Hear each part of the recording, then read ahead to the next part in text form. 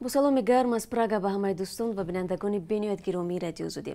نوید بامدادی است تقدیم شما در این صبح بر وقت با خبرهای تازه تاجیکستان و جهان. امروز 2 ایول است و ساعت به وقت پراگ 7 صبح. و حالا رو میارم به خبرها.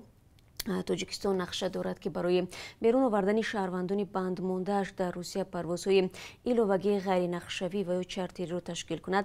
انتظار می رود این پروازها در ماه ایول راه اندازی کردند. در این باره آزیا پلوس با تکیه به منبع خود در حکومت تاجیکستان خبر می‌دهد.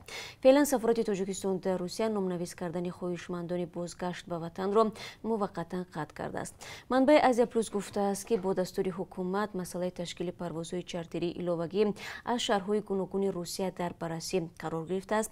نقشه پروازها برای تصدیق به جانب روسیه فرستاده شده است. اگر مقامات روس روزی بدهند باز 10 پرواز دیگر انجام می شود. به قبل مصاحبه خبرگزاری در این پروازها نیز برتری به قشر آسیب پذیر یعنی افراد بیمار، زنان با کودکان خردسال، دانشجویان و آنهایی که با مقصد سفر خدمتی رفته و درمانده بودند داده خواهد شد. تاجیکستان برای بیرون آوردن شهروندان بند مانده‌اش از روسیه از روز 25 ایون با پروازها آغاز کرده. طبق نقشه تا 14 ایول 8 پرواز هواپیماهای شرکت سامان ایر و تاجیک ایر انجام می شود. توسط 3 چنین پرواز 642 نفر تاجیکان به وطن انتقال داده شدند. صبح امروز هواپیمای چهارم غیر نقشه‌ای باز با حدود 200 مسافر دیگر از مسکو به فرودگاه دوشنبه رسید.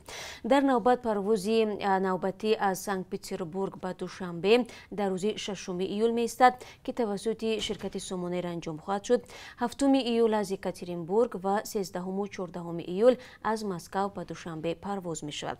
در همین حال سفارت تاجیکستان در روسیه دیروز اعلام کرد که بنابر بنیاد زیاد بودن خواهشمندان بازگشت به وطن برای خودگیری شهروندان به طور مستقیم در بینای سفارت و کنسولگری های گنرالی تاجیکستان در روسیه موقتا قطع کرده می شود.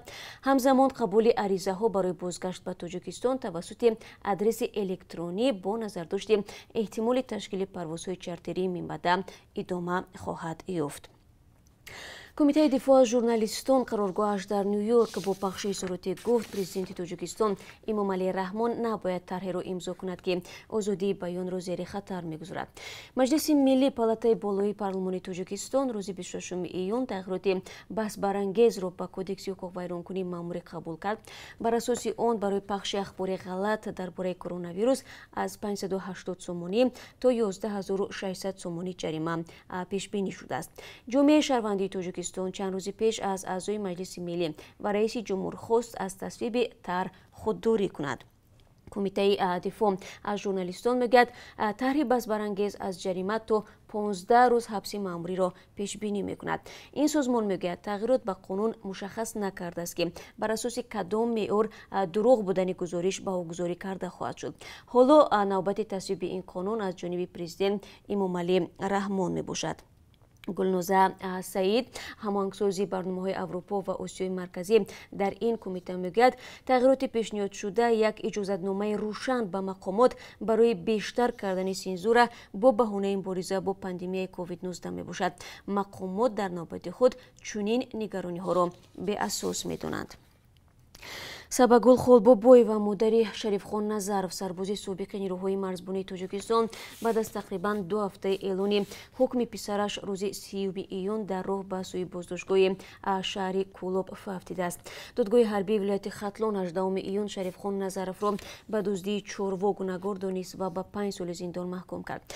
سبب هلاکت سباگل خولبوبوی و ساکن 44 ساله نویه بالجوان ولایت ختلان معلوم نیست. منابع در نهادهای انتظامی منطقه کولوب گفتند فرزندانش مانع تشخیص جسد شدند و او را زود گراندند. فخرالدین نظرов پسر سباگل خولبوبوی و به رادیو زودی گفت مادرش با خود در 2 خلطه خوراکواری گرفته بود تا به فرزند زندانیش برساند. یک منبع در نهادهای انتظامی منطقه کولوب به رادیو آزادی گفت که خولبوبوی و 100 متر دورتر از بازداشتگاه جان داده است. به نقل او مردم به میلیسا خبر دادند که زنی بالاتر از اداره برق افتاده است. جسد را به بیمارستان و به تشخیص طبی و دادگاهی بردند ولی نزدیکانش اجازت ندادند که تشخیص صورت بگیرد. خولبوبوی و روز 30 ایون در دهه زرنگاری جماعتی به نام سیف رحیموفی نویه بالجوان دفن کردند. вай 9 рӯзи пеш дар суҳбат бо радиои озодӣ шикоят карда буд ки додгоҳ писари ӯро ноодилона ба зиндон маҳкум кард, дар ҳоле ки ба иддаояш гунаҳгорони асосӣ беҷазо монданд. вакили мудофиъ ва модари Шарифхон Назаров гуфта буданд ки ӯ ва ҳамроҳаш бо амри афсарон ба чунин кор даст заданд ва бояд афсарон низ ба ҷавобгарӣ кашида шаванд. Шарифхон Назаров моҳи апрели соли гузашта ба хидмати ҳарбӣ даъват шуда дар оғоз дар ноҳияи 5 қарор дошт ва сипас ба қисми низомии 0307 воқеъ дар ноҳияи ҳамадонӣ бурда шуд. шумори гирифторони коронавируси нав дар Тоҷикистон рӯзи 1 июл аз марзи 6000 нафар гузашт. Вазорати тандурустии Тоҷикистон хабар дод ки дар шабонарӯзи гузашта бемории 51 нафари дигар тасдиқ шуд. Ба иттилои расмӣ то ин дам беш аз 4600 нафар ё 77% беморон шифо ёфта, 52 кас ҷон бохтанд.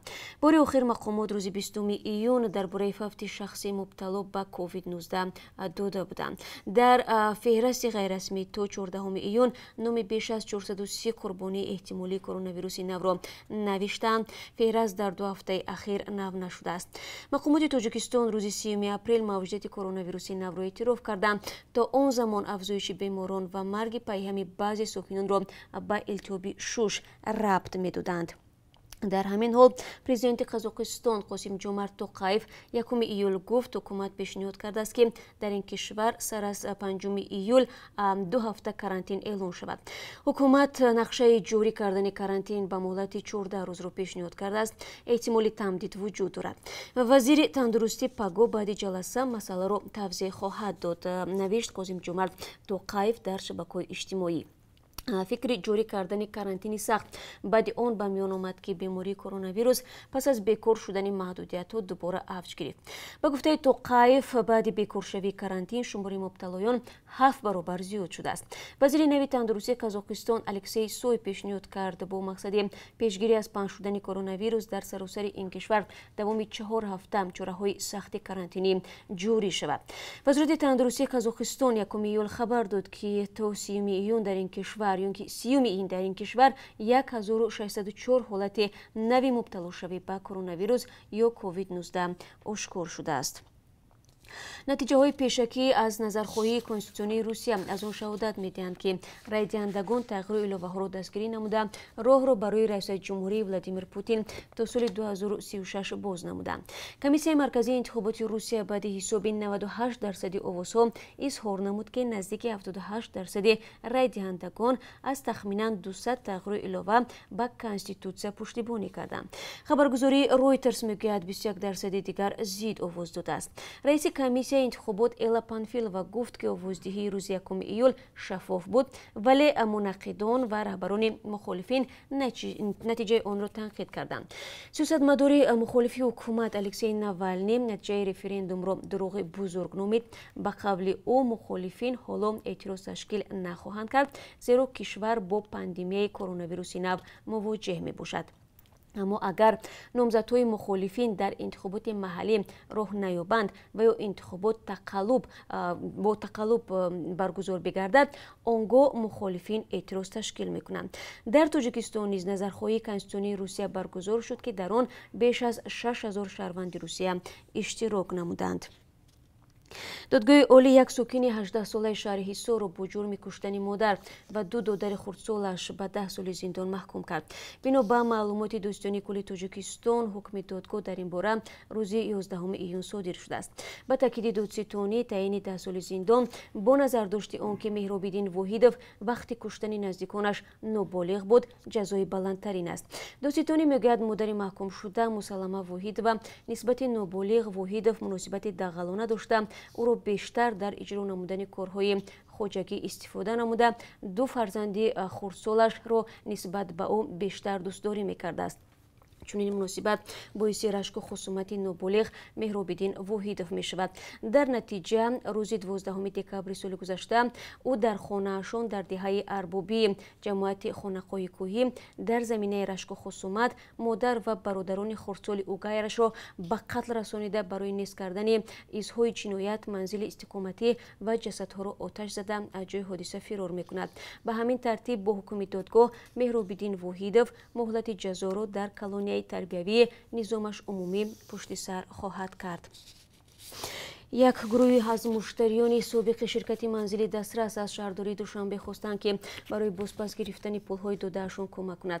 شمار این افراد حدود 100 نفر است. آنها از آن نگرانی دارند که با گذشت ماه‌ها از زندانی شدن رئیس پیشین منزل دسترس نه پولشان را گرفته میتوانند و نه صاحب خانه شده میتوانند. دادگاه شهر دوشنبه ماه فوریه امسال نورالله نعیمов رئیس پیشین شرکت منزل دسترس را به 21 سال زندان محکوم کرد. 5 همراه او از 8 تا 16 سال از آزادی محروم شدند. مشتریان میگویند چند بار است که به شهردار دوشنبه مراجعت میکنند ولی باور دارند نامه‌هایشان در سطح معاونین شهردار بررسی شده پس میگردد یا بی جواب میماند. مبلغ اموال مصادره شده رهبر پیشین شرکت 23 میلیون سومانی گفته می شود، اما مشتریان میگویند پول آنها کمتر از این است و اگر حکومت شهر خواهد این مشکل را حل میکند. ساختمان خانه‌های منزل دسترس در دوشنبه سال 2013 آغاز شده قرار بود ماه سپتامبر سال 2015 نخستین صاحبان خود را پیدا کند. شهردار سابق دوشنبه با راه‌اندازی طرح منزل دسترس می‌خواست اهل فرهنگ و هنر، آموزگاران و طبیبان و در عموم کارمندان بودجوی با منزل ارزان تامین شوند. سال 2017 این شرکت مفلس و بعداً رهبری آن همراه با چند کسی دیگر با گمان قلابی بازداشت شدند. مالک نوی شرکت روز 27 دکبر سال گذشته بخشی از این طرح ناتمام را به انجام رساند و به صاحبانشان سپرید، اما با این مشکل گروهی از مشتریان که در دست سندهای ناروشن و به قول حقوقدانها قلبکی دارند حل نشده باقی میماند. و حالا بینندگان عزیز در پایان صحبت برای شما از قرب اسعار خارجی معلومات میدیم که از طرف بانک ملی چنین تعیین شده است: $1 10 سومانی و 30 درم است، €1 11 سومانی و 55 درم ارزش دارد. امروز قرب 1000 روبل روسی رسای 144 سومانی و 10 درم تعیین کرده است. با تشکر از که شما بینندگان عزیز برای همراهی. من همه شما را بعد از 3 ساعت دیگر باز با خبرهای تازه در همینجا منتظر خواهم بود. تا آن وقت روز خوب داشته باشید.